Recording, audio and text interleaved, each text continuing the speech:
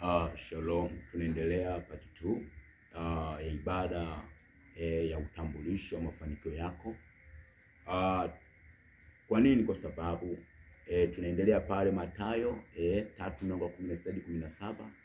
Tukasema mbingu zikifunguka kwa habari ya maisha yako na Roho wa Mungu akamshukia Yesu. Baada ya hapo sauti ikasikia kwamba huyu ni mwanangu mpendwa, msikizeni. Maana yake ni nini? Unapokuwa na utambulisho, adui hawezi kuzuia maisha yako. Unapokuwa na utambulisho, adui hawezi kuzuia mipango yako. Manake ile sauti inakuwa inasikika hata kwa maadui ambao wanataka kuzuia mipango yako. Kwa nini? Kwa sababu adui anajua kwamba wewe ni mtoto wa Mungu. Kwa anajua kwamba ile sauti naye amesikia kwamba kwamba Mungu amesema kwamba huyu ni mwana wake mpendwa, msikilize. Maana yake ni nini? Kila kitu unachokiona kinakuwa kinakusikiliza wewe.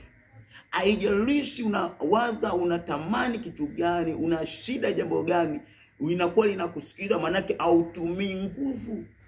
Ndipo nashangaa kile unachokitaka kinasonga mbele kwa wakati na kwa muda sahihi, kwa sababu kinakuwa kinakutambua, kinakuwa kinakujua. Ndipo nashangaa unafanya jambo lako linapiga hatua.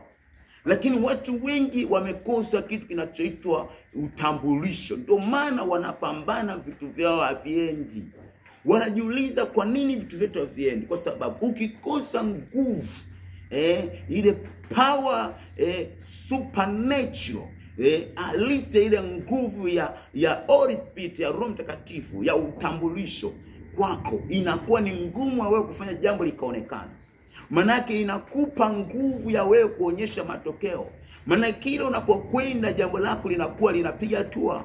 Hujai kuonaga mtu anakwenda mahali ajulikani, atambulike, anaambia kwamba hivi, wewe tunakujua ni fulani. Wewe una 1 2 3. Kwa nini? Kwa sababu kilicho ndani yake ndicho kinamtambulisha. Kilicho ndani yake ndicho kinamweka katika status au kwenye position, nafasi yake. Manake kinakuwa kinakutambulisha wewe ni fulani. Kwa nini? Kwa sababu ule utambulisho unakuwa unakujulisha kwamba wewe ni wa mafanikio. Ndio maana ukisoma katika Mwanzo 12 mstari wa 1, Mungu akamwambia Ibrahim, toka wewe katika ndugu zako na jamaa zako, nenda katika nchi nitakayokupa, nchi ya ahadi. Kwa nini? Kwa sababu tayari ametoka na utambulisho. Manake mahali popote anapokwenda Ibrahimu, yeye ni mtu wa mafanikio, yeye ni mtu wa neema, yeye ni mtu wa baraka, yeye ni mtu wa maongezeko, kwa sababu utambulisho umemonyesha kwamba anapokwenda na vitu vile vinajua kwamba huyu ni mtu wa mafanikio. Manake tayari wameshaambiwa.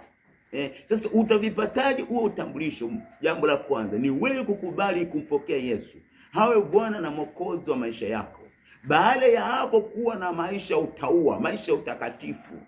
Baada ya kuwa na maisha utakatifu ni kukubali wewe sasa kumpenda Mungu zaidi na kufungua moyo wako zaidi na kumwambia Baba, ishi na mimi siku zote kwenye maisha yangu. Iwe kwenye kazi, kuwa na mimi mahali popote.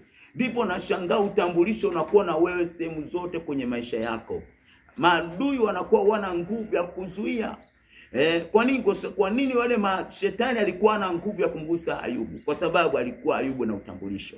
Ndio maana shetani akasema nimeshindwa kumgusa Ayubu, kwa sababu najua umemzingira. Maana yake unapokuwa na utambulisho, aina ya pili au jambo la pili ni ulinzi kwenye maisha yako. Adui anaweza kuzuia. Inahitajika wewe ni kukubali kumpenda Yesu na awe Bwana na Mwokozi wa maisha yako. Usikate tamaa mahali ambapo ulipoona umekata tamaa. Usilie, wewe kuwa na faraja, maana wokovu umeingia nyumbani kwako. Haijalishi uko hospitalini, uko mahali fulani unajiuliza nitapataje msaada, yuko Yesu anaweza kukusaidia na jambo lako linaweza kutatulika kwa wakati na kwa muda sahihi. God bless you na Mungu akubariki na Mungu akuinue. Usikate tamaa, songa mbele ya kwamba wokovu umeingia nyumbani kwako. Amen.